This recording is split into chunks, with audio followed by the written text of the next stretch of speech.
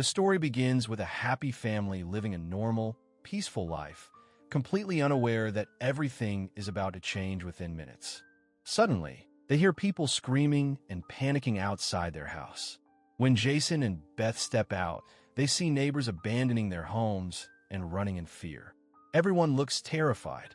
Jason asks a nearby child where they are going, and the child nervously explains that his father knows a government officer who warned them that a highly dangerous virus has spread in the city.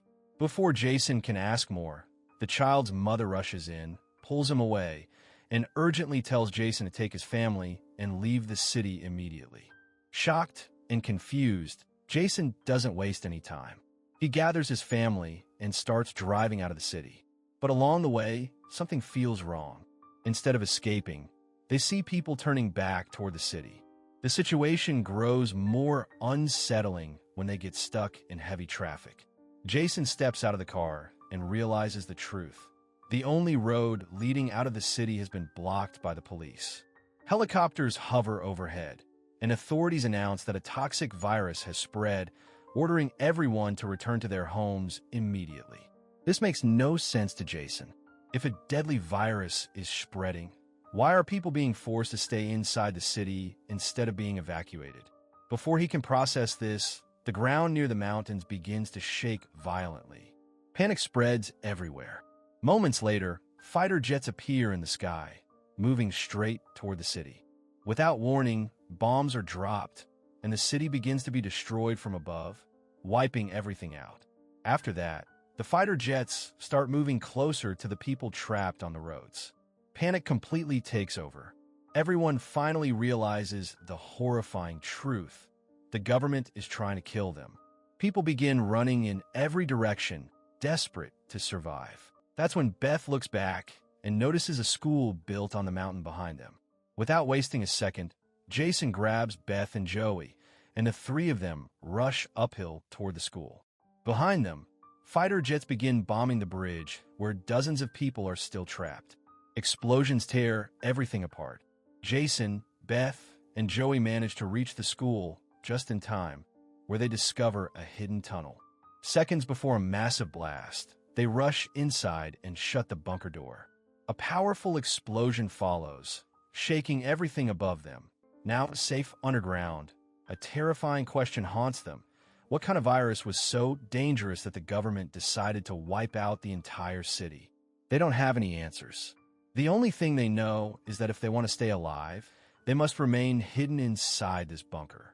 Food becomes their next concern, but they discover a large supply of expired food stored inside, enough to last 3 people for a long time. Beth is badly shaken. While closing the bunker door, her hand was deeply injured. Both Jason and Beth fear that the toxic virus might have already infected their bodies. Still, survival comes first. They begin securing the bunker, making sure no one can open it from the outside. Jason locks the door tightly using heavy iron chains and makes a firm decision. They will live here in hiding. Life inside the bunker, however, is far from easy. Every day feels the same. They eat the same food and drink muddy water and spend their empty hours playing cards just to pass time, completely cut off from the outside world. By now, life inside the bunker had started to suffocate them, but stepping outside meant certain death. One day, Joey asks her father softly, "Dad, how long will we have to stay here?" Jason gives her the only answer he can. "We'll go out when the virus is gone." To comfort her, he gently covers her eyes and asks her to imagine the outside world, trying to keep hope alive. Waiting like this, more than 300 days pass inside the bunker. Using a periscope her mother built, Joey looks outside and sees nothing but destruction, and there isn't a single human in sight. Seeing this, Joey begins to believe they might be the last people left on Earth. Beth tries to reassure her, saying that maybe her friends are hiding somewhere too, just like them. That night, they sit down for dinner, but their food supply is running dangerously low. Still, because of Joey's insistence, she is given an entire can for herself. When she opens it, she finds it completely empty. There's a small hole at the back of the can. Something has eaten the food. Beth checks the storage and discovers that 12 cans are already empty, which shocks them. That was nearly 2 weeks' worth of food. Beth looks toward the ventilation grate and suggests that a rat must have gotten inside. Seeing Joey's disappointed face, Jason comforts her and promises that even if the food runs out, he will go outside and bring more supplies. The next day, Joey notices a rat sneaking in again, trying to steal canned food. She immediately calls her parents. Furious, Jason grabs a knife and rushes forward to kill it. The rat manages to escape, knocking over a lantern in the process. Just as it is about to crawl back into its hole, Beth suddenly strikes and kills the rat. They begin to celebrate their small victory, but their relief doesn't last long. The fallen lantern causes the fire to spread. Jason rushes to turn it off, but the lantern is extremely hot and burns his hand. When the glass shatters, flames spread across the table. Beth tears down a curtain to smother the fire, while Jason quickly fills half a bucket with water and throws it over the flames. The fire is finally extinguished, but a new problem arises. Thick smoke fills the entire bunker and starts escaping through the ventilation shaft. Panic sets in as they realize the smoke could reveal their location. Jason says that maybe the darkness of night will hide the smoke and no one will notice them. Terrified, all three stay awake the entire night. The next morning, they look outside using the periscope and see a cloud of smoke still rising. Beth points out that if there is smoke, there will also be ash, and anyone investigating the area could discover their bunker. She decides that the ash must be cleared. Before leaving, they firmly instruct Joey that no matter what happens, she must not come outside. Jason unlocks the chains, and once they are sure no one is around, both parents open the bunker door and step outside together, leaving Joey alone inside. Joey waits anxiously for her parents to return, but as time passes and they don't come back, she becomes worried. She climbs onto a stool and looks outside through the binoculars. In the distance, she sees a dark shadow moving rapidly toward the area. She screams, trying to warn her parents to look behind them, but they don't hear her. Overcome with fear, Joey climbs the ladder and comes out of the bunker. As soon as she steps outside, she realizes her parents are nowhere to be seen. Suddenly, someone grabs her from behind and covers her mouth. It turns out to be her mother. A few seconds later, a herd of deer suddenly rushed past the area at full speed. The way they were running made it clear they were escaping from something dangerous. Realizing this, Jason, Beth, and Joey panicked and ran straight back toward the bunker, quickly climbing inside. Jason slammed the bunker door shut and secured it tightly with iron chains. Almost immediately, they heard slow, heavy footsteps above them. Someone was moving back and forth on top of the bunker. Terrified, the three of them slowly backed away from the door.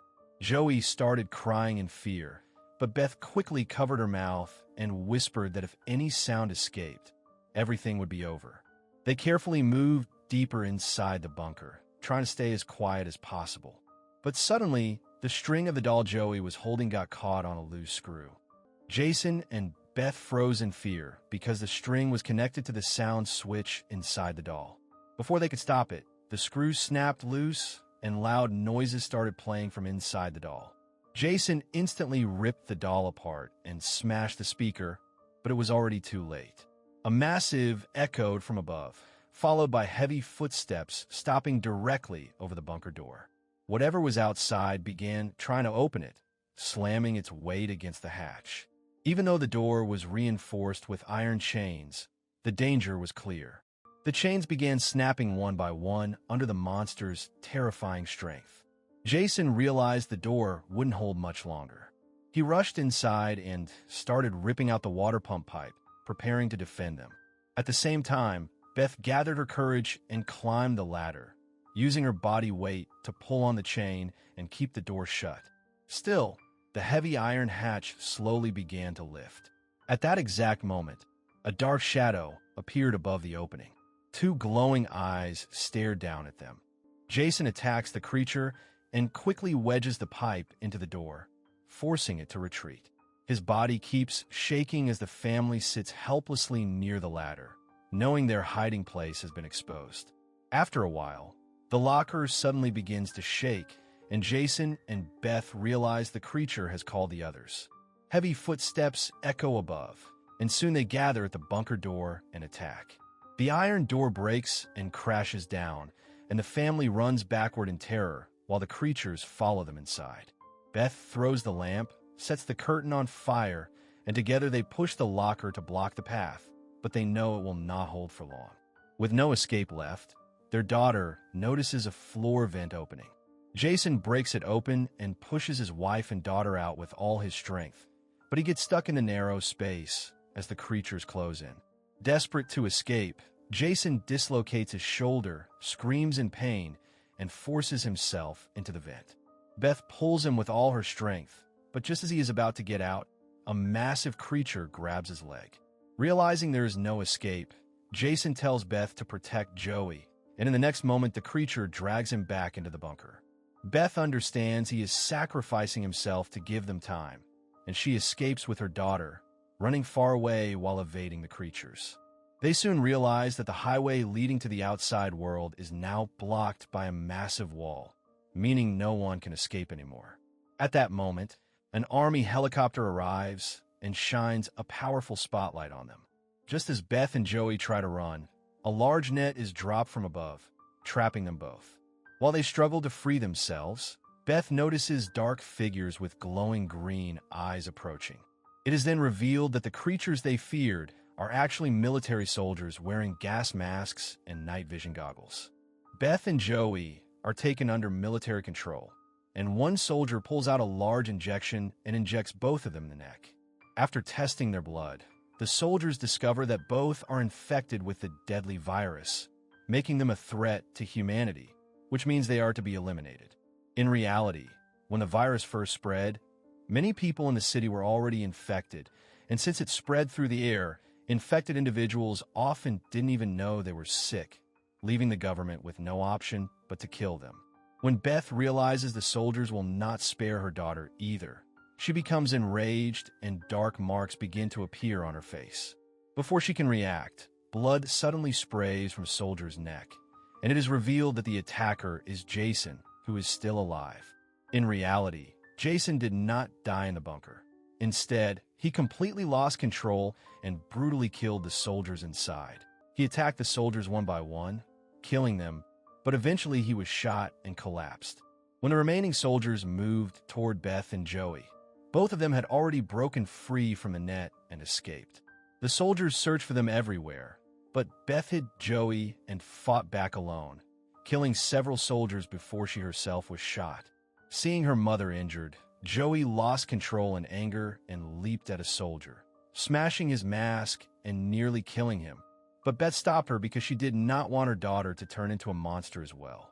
Beth calmed Joey down, and she returned to her human state, but the soldier's broken mask caused him to get infected by the virus. Meanwhile, Jason was critically injured, and after gently touching his daughter's face with 2 fingers, he died. At the same time, another helicopter arrived, and Beth fled with Joey, running through piles of scrap until they entered a tunnel. Suddenly, a light shone on them, and they saw the same neighbor boy from the beginning of the story. They followed him into a cave-like tunnel where his parents and many other people were hiding, all of them infected like Beth and Joey. And this is where the story comes to an end.